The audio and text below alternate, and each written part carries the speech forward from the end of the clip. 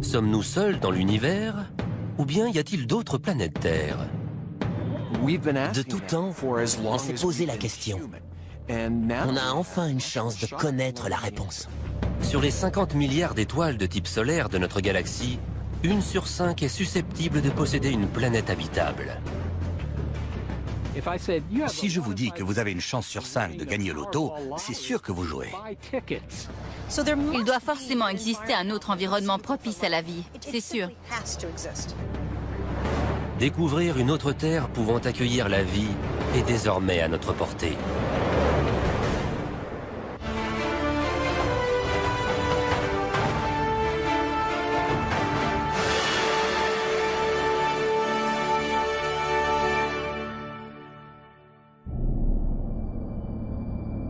Il y a encore 20 ans, les astronomes avaient connaissance d'une seule étoile qui soit entourée de planètes, le Soleil. On ignorait si les autres étoiles de la galaxie avaient des planètes. Pendant des milliers d'années, c'était impossible de le savoir. Peut-être que le Soleil était unique et qu'on avait eu un coup de chance. Mais en 1995, les astronomes découvrent une planète géante gazeuse appelée 51 Pégasi b. Elle ressemble à notre Jupiter, mais elle se trouve à 50 années-lumière de la Terre. Cette planète en orbite autour d'une étoile lointaine est la toute première exoplanète. Sa découverte met le feu aux poudres. Les recherches dans le domaine se multiplient. C'est une époque bénie en la matière. Des centaines d'exoplanètes sont découvertes chaque année. Beaucoup d'étoiles dans la galaxie sont dotées d'une planète. Elles sont même nombreuses à en avoir plusieurs.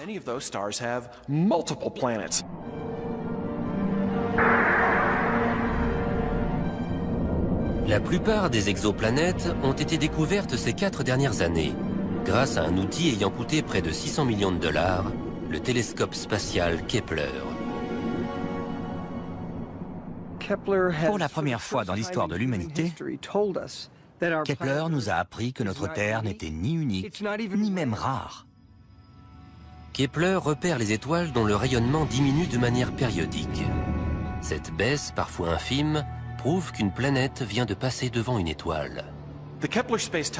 Kepler observe depuis l'espace une toute petite partie du ciel. Il observe 150 000 étoiles à la recherche d'un élément qui révèle la présence de planètes en orbite autour d'elle. Chaque fois qu'une planète passe devant son étoile, elle bloque un peu de sa lumière. En mesurant la luminosité, on voit qu'elle baisse, puis qu'elle remonte une fois que la planète est passée.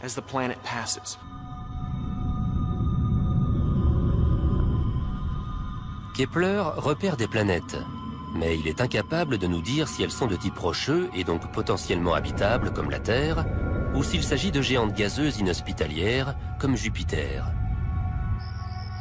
Pour ce faire, les astronomes ont recours au plus puissant des télescopes terrestres.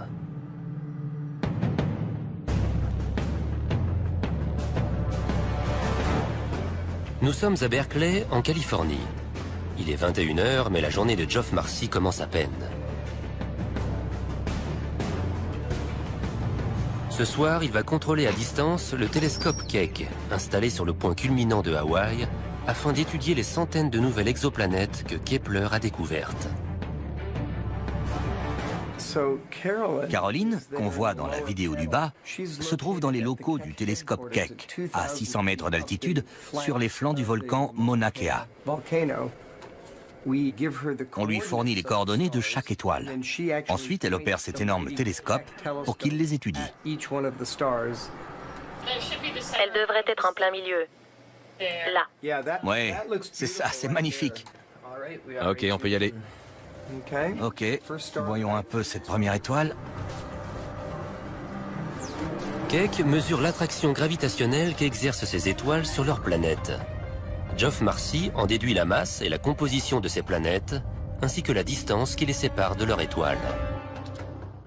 Ce qu'on cherche avant tout, c'est si ces planètes possèdent, comme la Terre, une surface ferme sur laquelle l'eau peut former des flaques et sur laquelle une espèce technologiquement avancée pourrait évoluer. Ou au contraire, si ce sont des géantes gazeuses incapables d'abriter la vie telle qu'on la connaît. Si une planète est rocheuse, Geoff calcule la distance qui la sépare de son étoile. Comme boucle d'or, il cherche la température parfaite. Elle doit être ni trop chaude, ni trop froide. La température doit permettre à l'eau d'exister à l'état liquide. Si on est trop près de l'étoile, l'eau va s'évaporer. Si on est trop loin, elle va geler. Dans cette zone habitable, on peut trouver de l'eau liquide, et donc peut-être la vie. Quelques années de recherche et 2 super télescopes ont suffi aux astronomes pour réaliser un calcul jusqu'alors inconcevable. En se basant sur une toute petite portion du ciel, ils ont obtenu par extrapolation le nombre de planètes habitables qui pourraient se trouver dans la Voie lactée.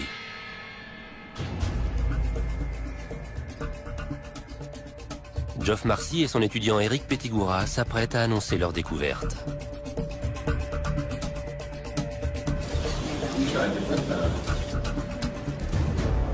Bienvenue à la réunion d'information Kepler. Je vous prie d'accueillir Eric Pettigura.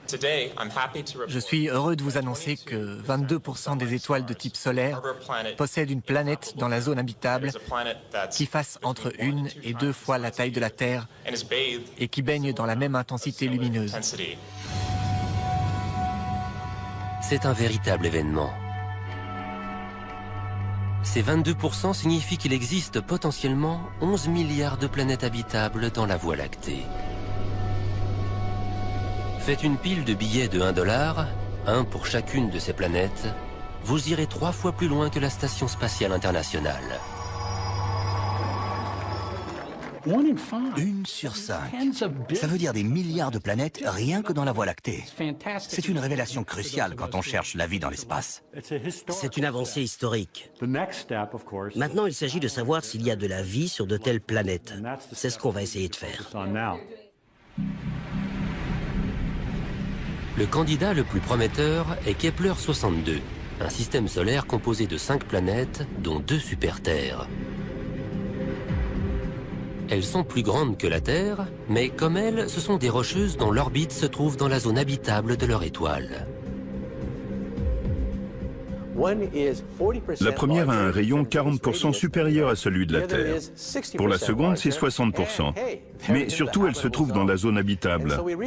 À partir de là, on peut raisonnablement penser qu'elle possède des océans liquides. L'exoplanète 62F est située à l'extrémité froide de la zone habitable. À cette distance, si de l'eau s'y trouve, c'est sans doute sous la forme de glace. Mais si cette planète est dotée d'une atmosphère, l'effet de serre pourrait avoir fait fondre suffisamment d'eau pour créer des flaques dans lesquelles une forme de vie simple pourrait s'être développée. Sa grande sœur, 62E, serait visible dans le ciel en début de soirée.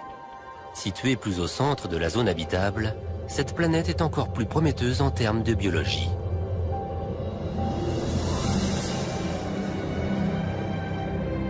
Les astronomes y entrevoient un possible paradis, doté de tous les ingrédients nécessaires à la vie.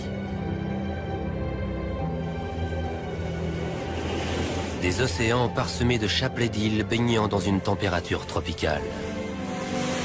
Sur Terre, ce type d'environnement est on ne peut plus favorable au développement de la vie.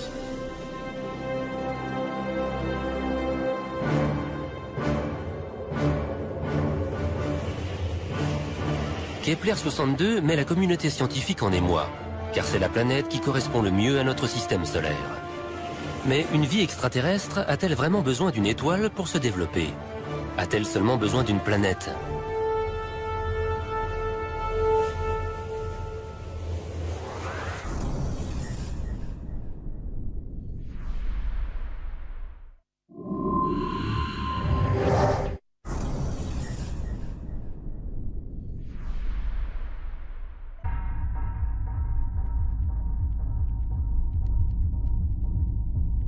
Rien que dans notre galaxie, il pourrait y avoir 11 milliards d'exoplanètes en orbite autour d'étoiles comparables à notre Soleil en termes de taille et de luminosité.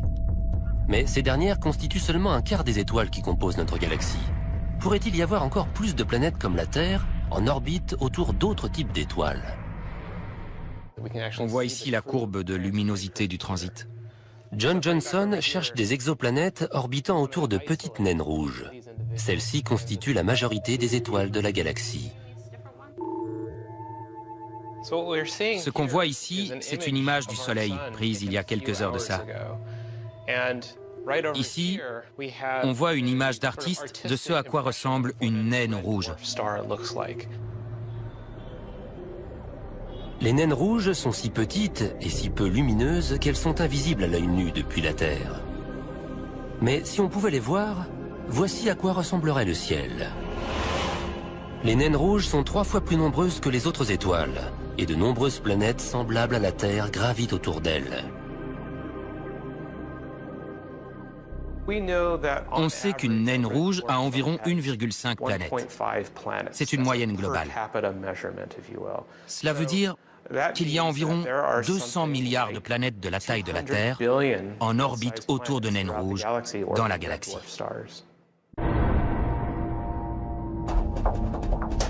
Les naines rouges sont le rêve de tous les chasseurs d'exoplanètes.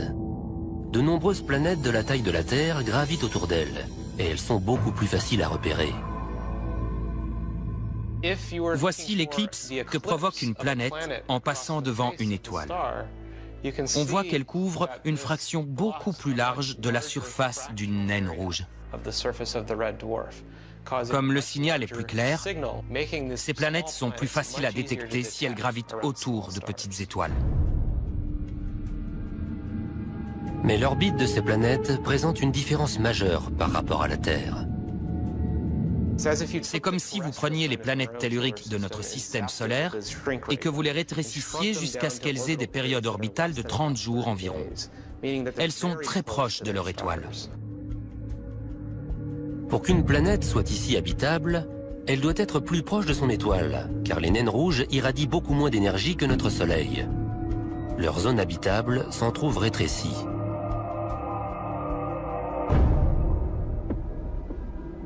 La surface d'une planète habitable gravitant autour d'une naine rouge baignerait dans une lumière cramoisie. Il suffirait de lever la tête pour apercevoir d'autres rocheuses. Certaines sembleraient 8 fois plus grandes que notre Lune et traverseraient le ciel en moins d'1 heure.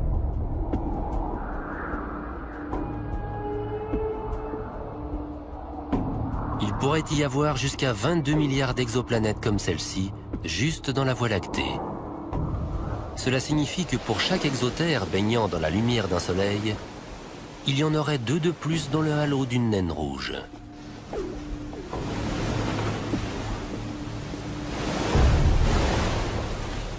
Ce sont de petites étoiles de rien du tout. Elles pourraient facilement passer inaperçues. Mais il est fort possible que ce soit autour de naines rouges que gravite la plus grande part des planètes capables d'abriter la vie.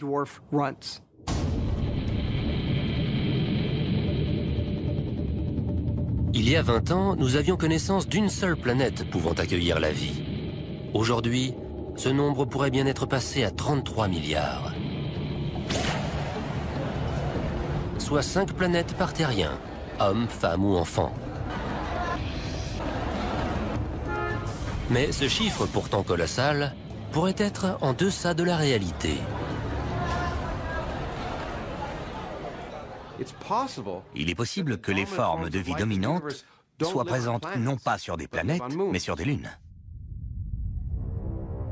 Très vite, en cherchant des exoplanètes, les astronomes se sont étonnés de trouver des géantes gazeuses, comparables à Jupiter, gravitant dans la zone habitable de leur Soleil. Ces planètes pourraient-elles être dotées d'exolunes?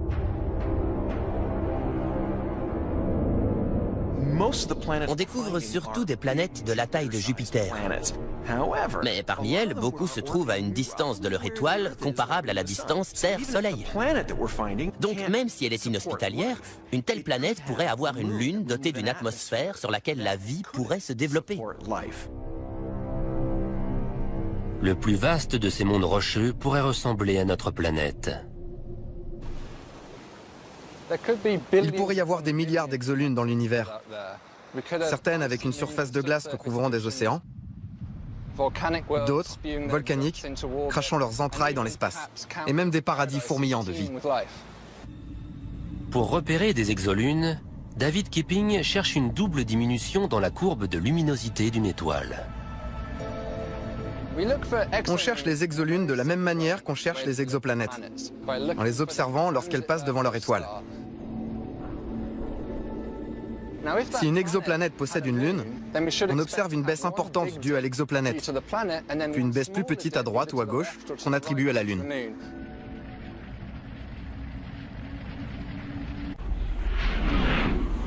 Ces lunes, situées dans des zones habitables, pourraient donc abriter la vie. Mais grâce à une bizarrerie géologique, il est également possible que des lunes se trouvant à des millions de kilomètres d'une zone habitable soient de potentielles candidates. Les exoplanètes ont une seule manière de se réchauffer. Elles utilisent le rayonnement de leur étoile. Mais les lunes ont deux possibilités. La chaleur de leur étoile, mais aussi le réchauffement par effet de marée. Une lune a souvent une orbite elliptique. La distance qui la sépare de sa planète est donc variable. Lorsqu'elle en est proche, la force gravitationnelle de la planète peut provoquer un soulèvement de son paysage sur plusieurs mètres de hauteur, une sorte de marée rocheuse. Un phénomène de cette ampleur génère des frictions qui réchauffent le cœur de la Lune. Si la marée est suffisamment importante, elle peut même donner à la Lune une température propre à la vie, et ce, à n'importe quelle distance de sa planète. Imaginez que vous gravitez autour d'une planète gigantesque, avec une source de lumière au loin. Cette lumière est suffisante pour la photosynthèse, mais pas pour réchauffer votre environnement. C'est votre interaction gravitationnelle avec cette énorme planète qui réchauffe votre environnement. Vous pouvez donc potentiellement devenir un havre hospitalier. Si elles existent, ces exolunes pourraient nous réserver l'une des vues les plus spectaculaires de l'univers.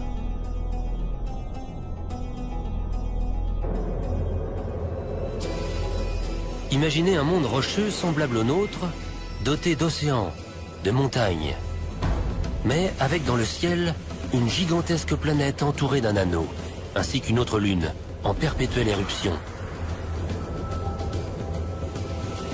Les exolunes semblent tout droit sorties d'une œuvre de science-fiction.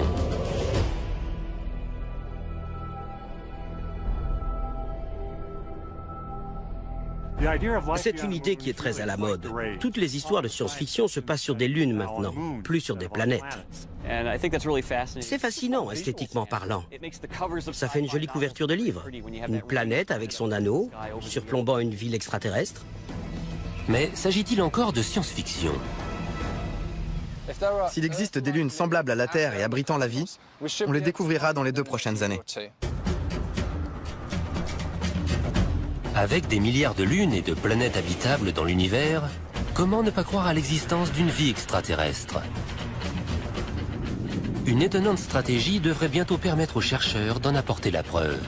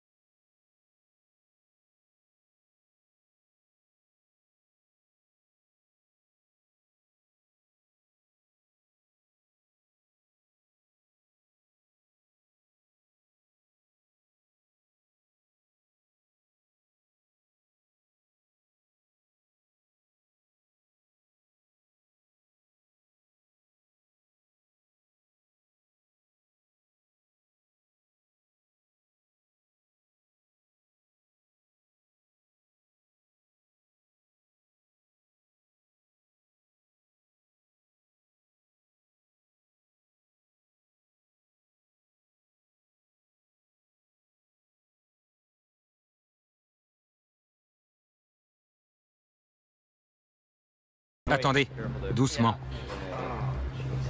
Le moindre accroc pourrait suffire à enrayer cette belle mécanique. Bien vu. À 5 cm près, ça allait sauter. C'est bon, on peut reprendre. L'équipe, de plus en plus confiante, regarde la structure prendre forme. Cette fois-ci, ils ont réussi. Tout s'est bien emboîté? Bravo à tous. Bien joué, David. Si tout se passe bien, Starshade sera lancé dans les 10 prochaines années. Il offrira peut-être au monde la première image d'une exoplanète vivante. Quand on aura cette première image, quand elle fera la une de tous les journaux, ce sera comme le premier pas sur la Lune. Le monde entier en sera soufflé. Mettre au jour un autre système qui nous amènera à d'autres découvertes et peut-être même à des échanges, pour moi, c'est la plus grande avancée à laquelle l'homme puisse prétendre. Il me semble que ça en vaut la peine.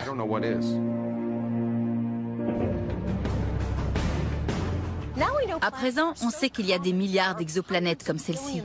Il doit forcément exister un autre environnement propice à la vie. C'est sûr. Mais à quoi ressemblerait une vie extraterrestre? Notre histoire primitive nous livre de précieux indices sur la question.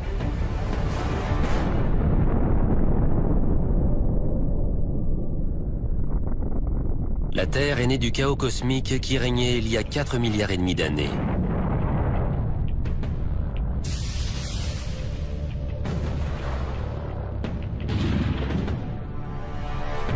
Des astéroïdes géants sont entrés en collision avec la Terre pendant des centaines de millions d'années, jusqu'à créer un océan de roches en fusion riche en éléments chimiques. Lorsque ces bombardements cessent enfin, la température de la Terre diminue suffisamment pour que se forme une surface solide. C'est alors que survient le miracle. La vie est apparue sur Terre dès que les conditions idéales ont été réunies. La vie a commencé dès que la Terre s'est solidifiée. Il y a donc une formule magique. Dès que la température et les éléments chimiques correspondent, c'est quasi automatique. Nous ignorons encore si la vie apparaît de manière automatique. Cependant, la plupart des scientifiques s'accordent à dire que pour ce faire, les éléments de base nécessaires doivent baigner dans une soupe primordiale.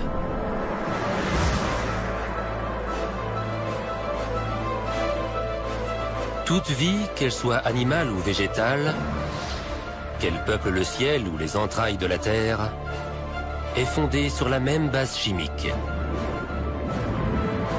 De longues chaînes d'ADN composées d'éléments chimiques comme le carbone, l'hydrogène et le phosphore.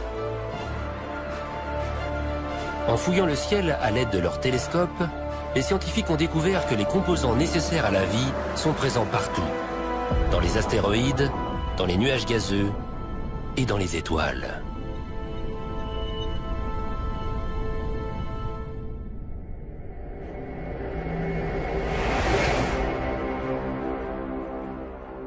Le plus gros de l'univers est composé des mêmes éléments, ceux qui composent les planètes, ceux qui ont créé la vie sur Terre.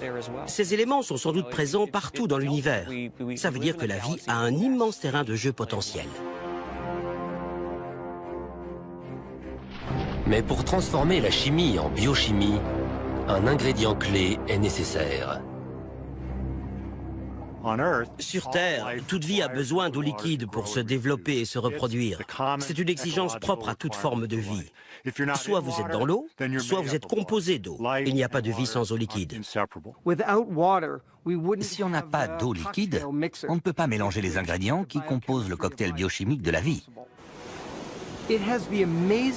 Elle a une propriété stupéfiante, à savoir qu'elle détache les molécules et qu'elle les aide à se réorganiser pour adopter de nouvelles formes complexes. Par exemple, celle d'un acide aminé, d'une protéine ou d'un brin d'ADN. Le pouvoir de l'eau est tel qu'elle peut maintenir la vie dans les conditions chimiques les plus extrêmes, comme au lac Mono en Californie. Cette eau est 3 fois plus salée que l'océan, et si alcaline qu'elle brûle la peau à travers les vêtements. Aucune vie ne devrait être possible ici. Et pourtant, on y trouve une foule de bactéries et d'organismes multicellulaires. Les exobiologistes étudient ce type d'habitat extrême afin de comprendre où la vie pourrait être possible ailleurs dans la galaxie. En étudiant ces environnements, on définit les limites de la vie. La température, la salinité, les pH possibles, on en tire une sorte de guide pour savoir comment chercher la vie sur d'autres planètes. Si elles sont dotées d'eau liquide, des exoplanètes pourraient donc abriter la vie. Mais sous quelle forme? Les extraterrestres nous sont étrangers par définition. On ne sait pas à quoi ils ressemblent. Des hypothèses sont toutefois possibles à partir de ce que nous savons de ces environnements.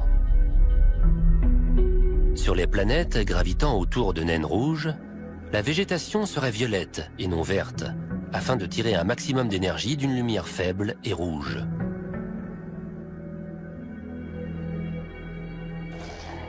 La science-fiction est peuplée d'êtres étranges, mais en vérité, les extraterrestres pourraient bien nous ressembler. La science-fiction se trompe. Je pense que dans ces autres mondes possibles, les choses pourraient être comme sur Terre. Les poissons ressembleraient à des poissons dans n'importe quel océan, parce que c'est la meilleure façon de se déplacer dans l'eau. Sur Terre, l'évolution a favorisé des formes similaires dans des environnements identiques. Il est donc facile de confondre un dauphin et un requin, même si l'un est un mammifère et l'autre un poisson. Il y a donc fort à parier que les créatures peuplant un océan extraterrestre auront elles aussi cette forme effilée caractéristique. Elles seront différentes du point de vue biochimique, mais nous sembleront familières, car la forme des organismes vivants est déterminée par des interactions entre la physique et la biomécanique. Et ce sera la même chose sur d'autres planètes. Les oiseaux ressembleront à des oiseaux, les poissons à des poissons. C'est à l'intérieur qu'ils seront différents. Les exoplanètes sont incroyablement distantes de la Terre. Des milliers d'années pourraient s'écouler avant qu'il nous soit possible de croiser le regard d'un extraterrestre. Entendre sa voix, en revanche, pourrait être possible bien avant cela.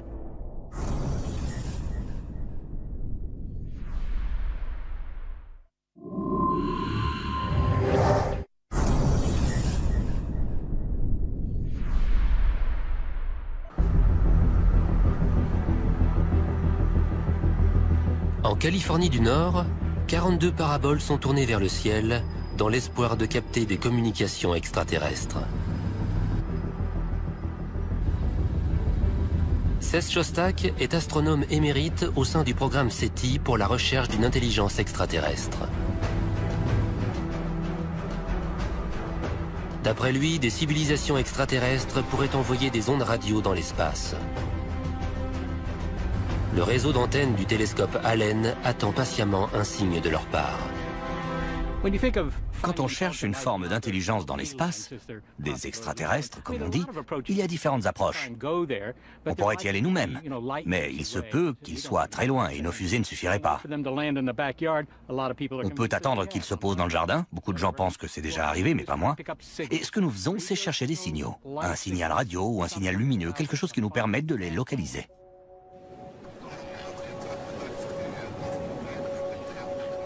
Les ondes radio sont des impulsions à basse fréquence parfaites pour la communication dans l'espace. Elles sont très puissantes et faciles à produire.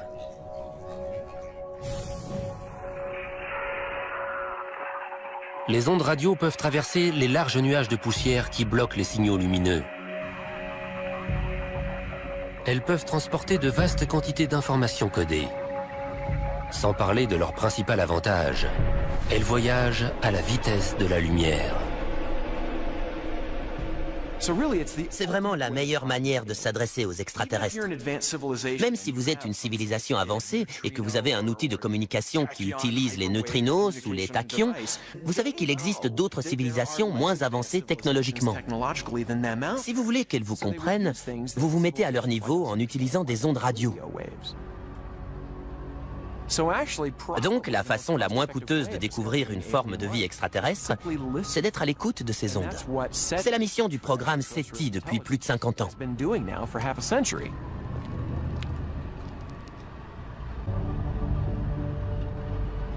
Jusqu'ici, le programme n'a encore rien détecté.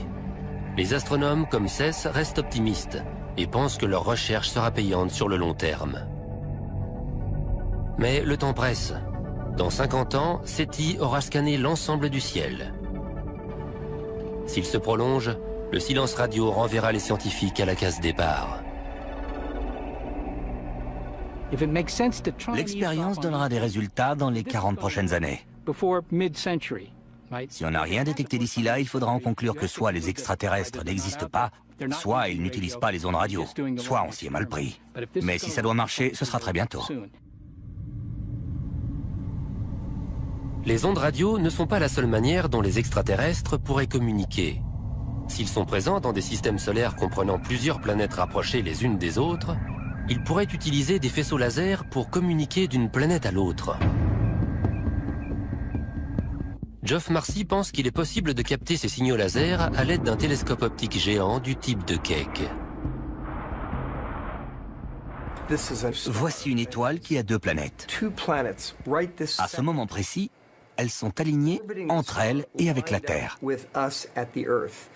Donc, si les deux colonies communiquent entre elles d'une planète à l'autre à l'aide d'ondes radio ou de laser, on espère pouvoir intercepter cette communication. Ou en tout cas, ce qui pourrait déborder jusqu'à nous qui les espionnons.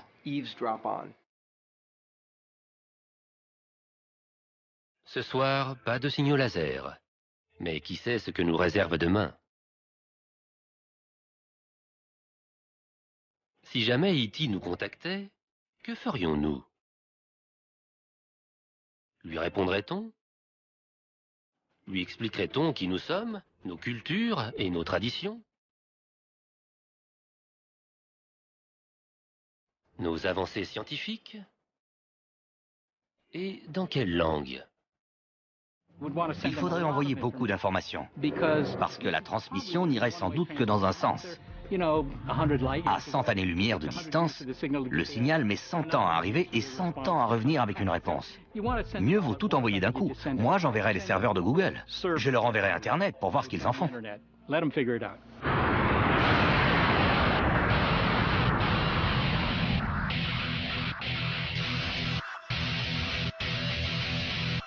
Deux aventures scientifiques tentent de trouver une réponse à la même question.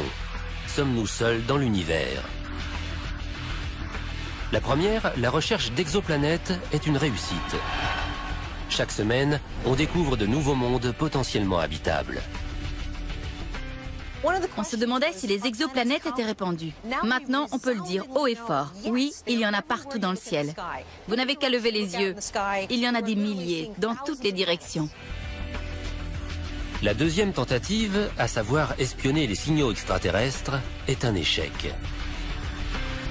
50 ans d'écoute à l'aide de matériel de pointe n'ont donné aucun résultat. On cherche désespérément à surprendre une conversation entre deux civilisations extraterrestres à l'aide de radiotélescopes. Jusqu'ici, aucun résultat, c'est le silence radio. Sur des centaines d'années, nous n'avons pas la moindre preuve d'une vie technologiquement avancée, ni même d'une vie primitive. Il y a quelque chose qui cloche. Des milliards de planètes pourraient accueillir la vie. Mais ces mondes intelligents resteraient silencieux? Serait-il possible que la vie apparaisse partout, mais qu'elle n'aille jamais nulle part? Une forme d'intelligence devrait laisser des indices visibles de sa présence dans l'univers. On devrait voir les autoroutes, les gratte-ciels, les infrastructures de ces civilisations. Pourquoi on ne les voit pas? Où sont-ils? Pourquoi diable n'atterrissent-ils pas tout simplement sur la pelouse de la Maison-Blanche? Une moitié de notre cerveau nous dit « Bien sûr qu'il y a d'autres formes de vie dans la galaxie, dont certaines sont intelligentes. » L'autre moitié nous dit « Arrête ton char, on n'a aucune preuve de ça. » On est comme écartelés entre les deux. Il s'agit du paradoxe de Fermi. Source de nombreux questionnements, il a également permis de faire émerger plusieurs solutions possibles. Pour certains, le passage d'une vie simple à une vie technologique et intelligente est un phénomène extrêmement rare et complexe. Serions-nous les seuls êtres doués d'intelligence dans l'univers entier? Est-il possible que l'humanité soit une bizarrerie, un pur fruit du hasard, un simple coup de dé dans le grand jeu de la biologie, alors que la plupart des exoplanètes habitables iraient leur bonhomme de chemin sans avoir aucune espèce intelligente avancée?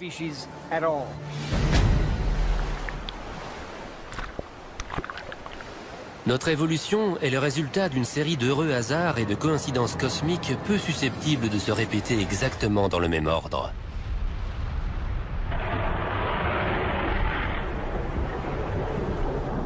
L'eau, par exemple. Il aurait suffi que la Terre en reçoive un peu plus pour que nous ne voyions jamais le jour. La masse de la Terre est pour moi d'un dixième d'1% composé d'eau. Ça représente une toute petite goutte par rapport au globe solide de la Terre. On peut donc facilement imaginer que d'autres planètes aient reçu 2 ou 3 gouttes d'eau. Auquel cas, les océans sont si profonds qu'ils recouvrent les continents et les montagnes. S'il n'y a pas de terre ferme, c'est difficile de créer des pianos ou d'écrire de la grande littérature, sans parler de concevoir des ordinateurs et des fusées. Mais même le fait que l'eau soit présente en quantité adéquate ne garantit en rien l'apparition de l'intelligence. En 4 milliards d'années de vie sur Terre, cela ne s'est produit qu'une seule fois.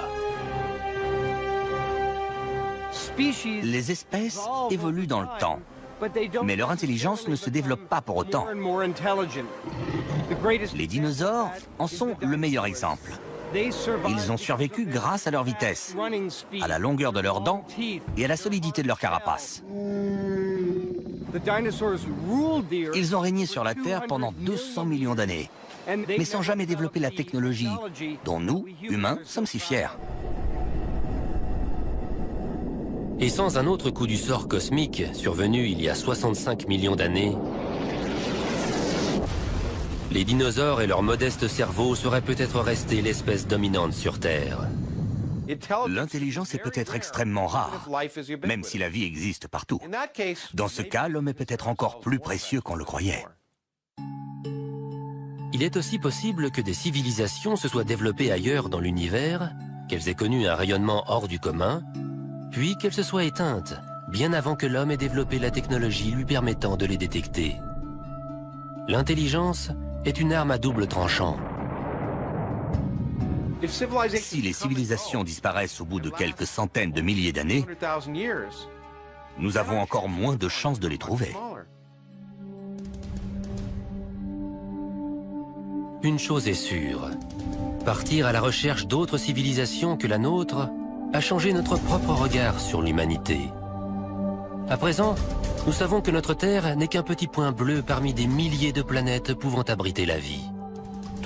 Il y a 20 ans, l'idée qu'il existe d'autres terres en orbite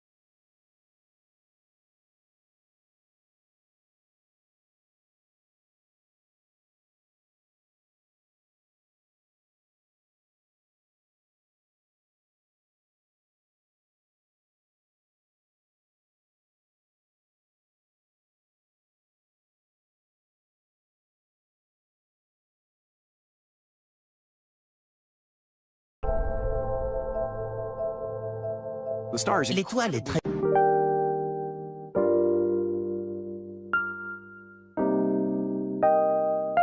lumineuse et l'exoplanète est très sombre, alors qu'elles sont très proches. C'est comme observer une luciole placée devant un spot. C'est une véritable catastrophe. Il faut trouver un moyen d'obscurcir l'étoile, de bloquer sa lumière, pour arriver à détecter la lumière très faible que renvoie l'exoplanète. Face à cet obstacle de taille, scientifiques et ingénieurs ont mis au point un dispositif audacieux, le Starshade. Ce large écran spatial se déploierait à une distance de 50 000 km d'un télescope robotique, afin de bloquer la lumière des découvertes. Caroline, qu'on voit dans la vidéo du bas, se trouve dans les locaux du télescope Keck, à 600 mètres d'altitude, sur les flancs du volcan Mauna Kea. On lui fournit les coordonnées de chaque étoile. Ensuite, elle opère cet énorme télescope pour qu'il les étudie. Elle devrait être en plein milieu. Là. Ouais, c'est ça, c'est magnifique. Ok, on peut y aller. Ok, voyons un peu cette première étoile. Keck mesure l'attraction gravitationnelle qu'exercent ces étoiles sur leur planète.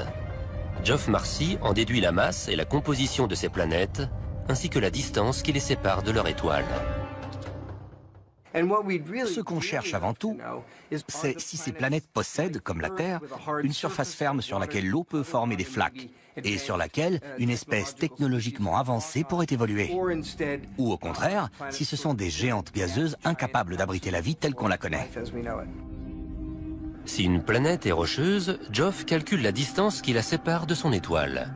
Comme boucle d'or, il cherche la température parfaite. Elle doit être ni trop chaude, ni trop froide. La température doit permettre à l'eau d'exister à l'état liquide. Si on est trop près de l'étoile, l'eau va s'évaporer. Si on est trop loin, elle va geler. Dans cette zone habitable, on peut trouver de l'eau liquide, et donc peut-être la vie. Quelques années de recherche et 2 super télescopes ont suffi aux astronomes pour réaliser un calcul jusqu'alors inconcevable. En se basant sur une toute petite portion du ciel, ils ont obtenu par extrapolation le nombre de planètes habitables qui pourraient se trouver dans la Voie lactée.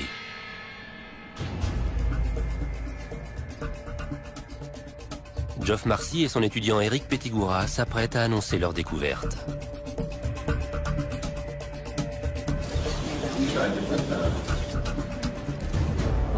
Bienvenue à la réunion d'information Kepler. Je vous prie d'accueillir Eric Pettigura. Je suis heureux de vous annoncer que 22% des étoiles de type solaire possèdent une planète dans la zone habitable qui fasse entre 1 et 2 fois la taille de la Terre et qui baigne dans la même intensité lumineuse. C'est un véritable événement. Ces 22% signifient qu'il existe potentiellement 11 milliards de planètes habitables dans la Voie lactée. Faites une pile de billets de $1, un pour chacune de ces planètes, vous irez 3 fois plus loin que la Station spatiale internationale, dans le ciel en début de soirée. Située plus au centre de la zone habitable, cette planète est encore plus prometteuse en termes de biologie.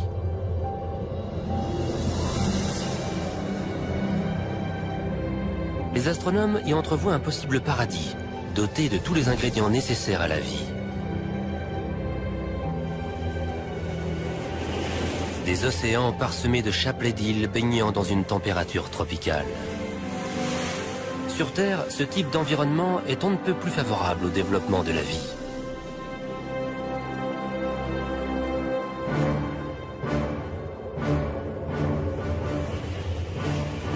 Kepler 62 met la communauté scientifique en émoi, car c'est la planète qui correspond le mieux à notre système solaire. Mais une vie extraterrestre a-t-elle vraiment besoin d'une étoile pour se développer? A-t-elle seulement besoin d'une planète?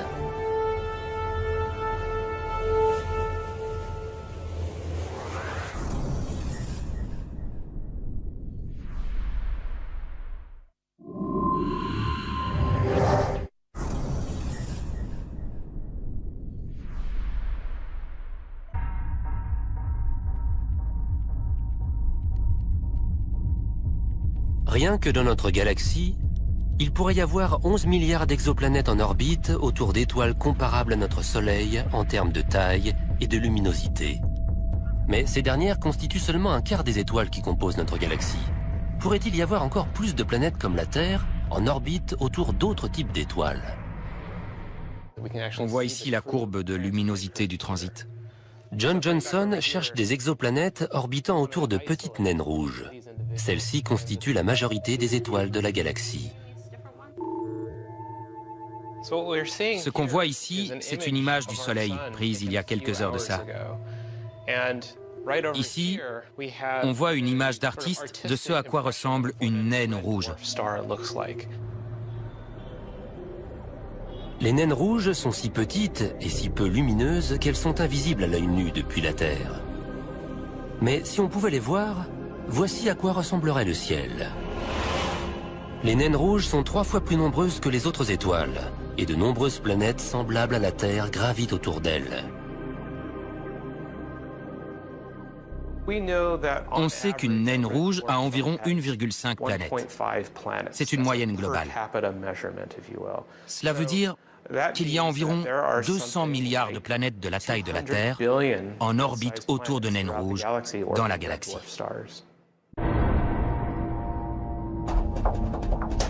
Les naines rouges sont le rêve de tous les chasseurs d'exoplanètes. De nombreuses planètes de la taille de la Terre gravitent autour d'elles, et elles sont beaucoup plus faciles à repérer de l'univers.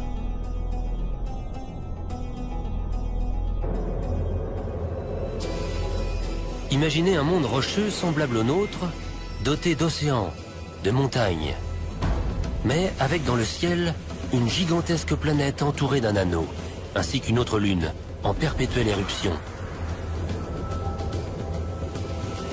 Les exolunes semblent tout droit sorties d'une œuvre de science-fiction.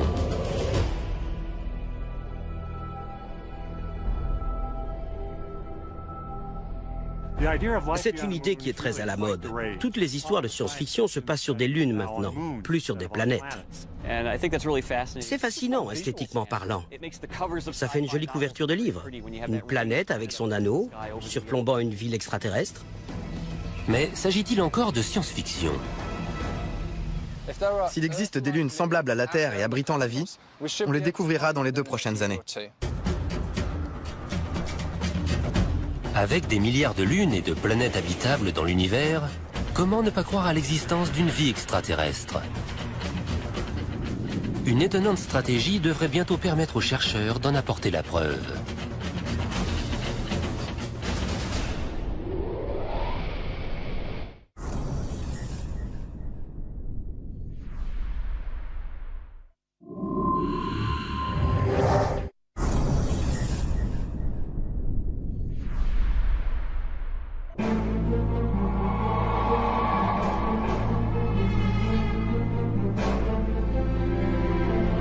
Grâce à d'impressionnantes avancées technologiques, les scientifiques ont enfin réussi à percer les secrets de la Voie lactée.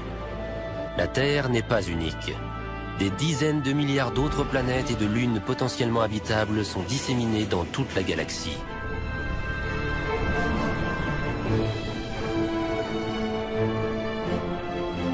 Mais comment faire pour découvrir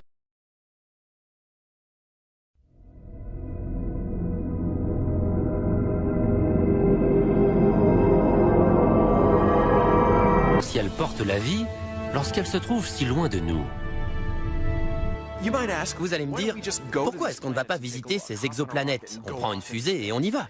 Je vous répondrai que c'est impossible, elles sont trop loin. Même la plus proche des planètes habitables identifiées par Kepler se trouve hors de notre portée.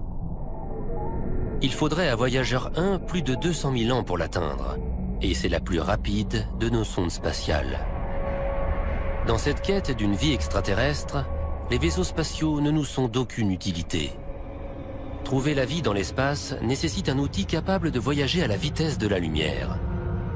Les astronomes ont donc décidé d'utiliser. Les astronomes y entrevoient un possible paradis, doté de tous les ingrédients nécessaires à la vie. Des océans parsemés de chapelets d'îles baignant dans une température tropicale. Sur Terre, ce type d'environnement est on ne peut plus favorable au développement de la vie.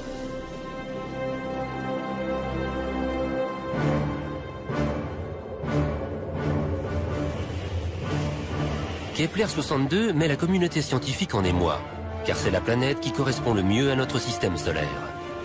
Mais une vie extraterrestre a-t-elle vraiment besoin d'une étoile pour se développer? A-t-elle seulement besoin d'une planète?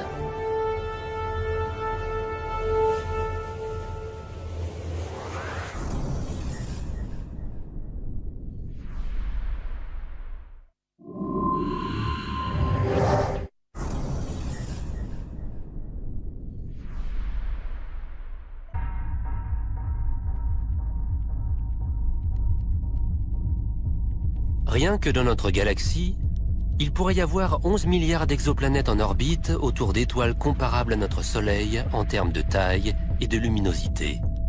Mais ces dernières constituent seulement un quart des étoiles qui composent notre galaxie. Pourrait-il y avoir encore plus de planètes comme la Terre en orbite autour d'autres types d'étoiles? On voit ici la courbe de luminosité du transit. John Johnson cherche des exoplanètes orbitant autour de petites naines rouges. Celles-ci constituent la majorité des étoiles de la galaxie. Ce qu'on voit ici, c'est une image du Soleil, prise il y a quelques heures de ça.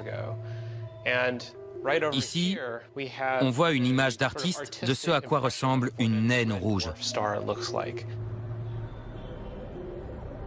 Les naines rouges sont si petites et si peu lumineuses qu'elles sont invisibles à l'œil nu depuis la Terre.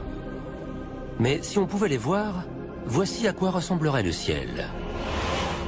Les naines rouges sont 3 fois plus nombreuses que les autres étoiles, et de nombreuses planètes semblables à la Terre gravitent autour d'elles. On sait qu'une naine rouge a environ 1,5 planètes. C'est une moyenne globale. Cela veut dire qu'il y a environ 200 milliards de planètes de la taille de la Terre en orbite autour de naines rouges dans la galaxie.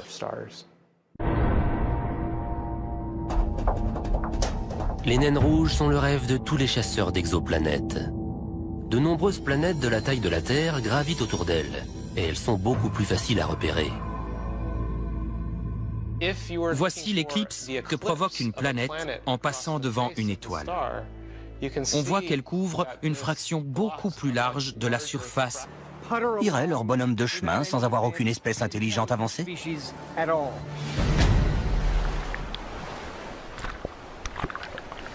Notre évolution est le résultat d'une série d'heureux hasards et de coïncidences cosmiques peu susceptibles de se répéter exactement dans le même ordre.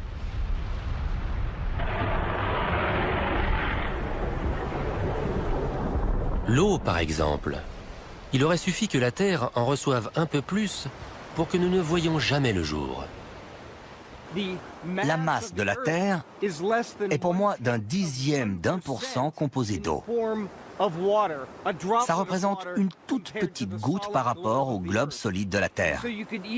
On peut donc facilement imaginer que d'autres planètes aient reçu 2 ou 3 gouttes d'eau. Auquel cas, les océans sont si profonds qu'ils recouvrent les continents et les montagnes. S'il n'y a pas de terre ferme, c'est difficile de créer des pianos ou d'écrire de la grande littérature, sans parler de concevoir des ordinateurs et des fusées. Mais même le fait que l'eau soit présente en quantité adéquate ne garantit en rien l'apparition de l'intelligence. En 4 milliards d'années de vie sur Terre, cela ne s'est produit qu'une seule fois.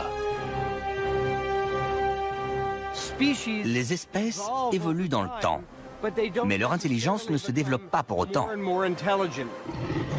Les dinosaures en sont le meilleur exemple. Ils ont survécu grâce à leur vitesse, à la longueur de leurs dents et à la solidité de leur carapace. Ils ont régné sur la Terre pendant 200 millions d'années, mais sans jamais développer la technologie dont nous, humains, sommes si fiers.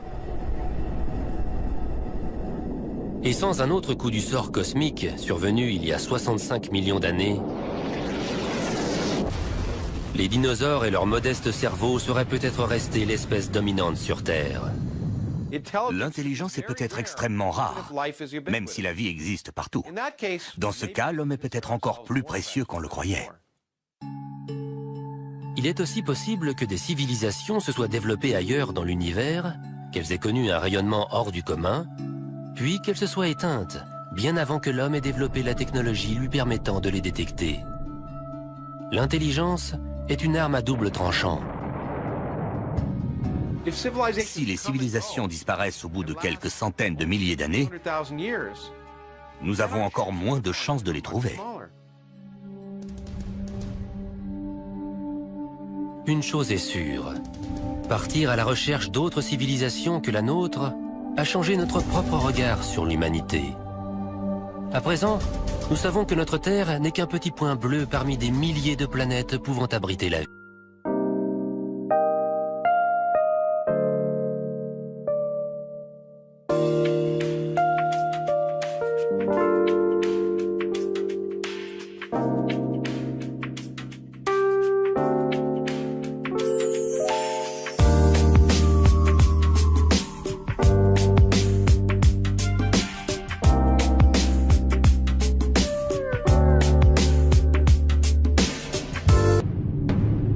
Sommes-nous seuls dans l'univers, ou bien y a-t-il d'autres planètes Terre? De tout temps, on s'est posé la question.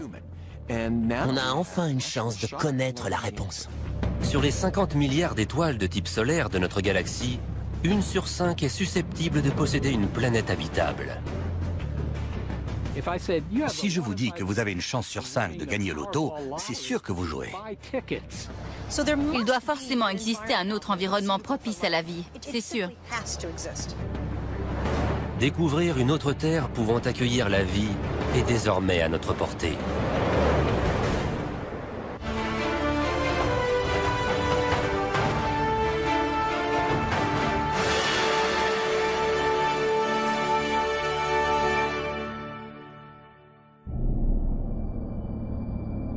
Il y a encore 20 ans, les astronomes avaient connaissance d'une seule étoile qui soit entourée de planètes, le Soleil. On ignorait si les autres étoiles de la galaxie avaient des planètes. Pendant des milliers d'années, c'était impossible de le savoir. Peut-être que le Soleil était unique et qu'on avait eu un coup de chance. Mais en 1995, les astronomes découvrent une planète géante gazeuse appelée 51 Pégasi b. Elle ressemble à notre Jupiter, mais elle se trouve à 50 années-lumière de la Terre.